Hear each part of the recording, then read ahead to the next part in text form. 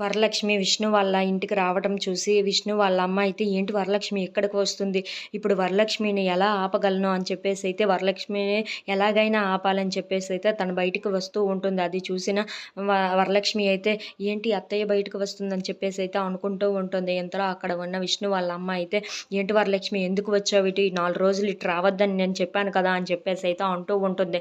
ఆ మాటలకు అక్కడ ఉన్న వరలక్ష్మి అయితే నేను రాకూడదనే అనుకున్నాను, కానీ మీ బాబు ఏం చేశాడో తెలుసా అని చెప్పేసి అయితే అంటూ ఉంటుంది.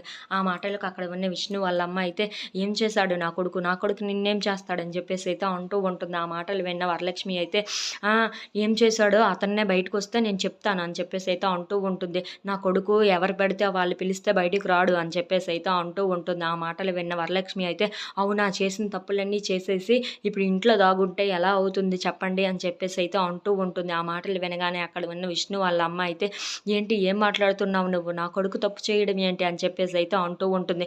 అవును, నీ కొడుకు చేసిన తప్పులన్నీ చేసేసి ఇప్పుడు ఇంట్లో దాక్కుంటే ఎలా నేను ఉంచుదాను చెప్పండి అని చెప్పేసి అయితే అంటూ ఉంటుంది. ఆ మాటలకు అక్కడ ఉన్న వాళ్ళందరూ అయితే ఒక్కసారిగా షాక్ అయిపోయి వరలక్ష్మి వైపు అయితే చూస్తూ ఉండిపోతారు. ఇంతలో అక్కడ ఉన్న వరలక్ష్మి అయితే విష్ణు గారిని బయటకు పిలుస్తారా లేదా అని చెప్పేసి అయితే అంటూ ఉంటుంది. ఆ మాటలకు అక్కడ ఉన్న విష్ణు వాళ్ళ అమ్మ అయితే నా కొడుకు బయటికి రాడు, నువ్వేం చేస్తావో చేసుకో అని చెప్పేసి అయితే అంటూ ఉంటుంది. ఆ మాటలకు అక్కడ ఉన్న వరలక్ష్మి అయితే పిలవండి అని చెప్పేసి అయితే అరుస్తూ ఉంటుంది. ఆ మాటలు వినగానే ఇంట్లో ఉన్న వాళ్ళందరూ అయితే ఏంటి వరలక్ష్మి ఎంత కోపంగా ఉందని చెప్పేసి అయితే అందరూ చూస్తూ ఉండిపోతారు. If you like this video please like, share and subscribe friends.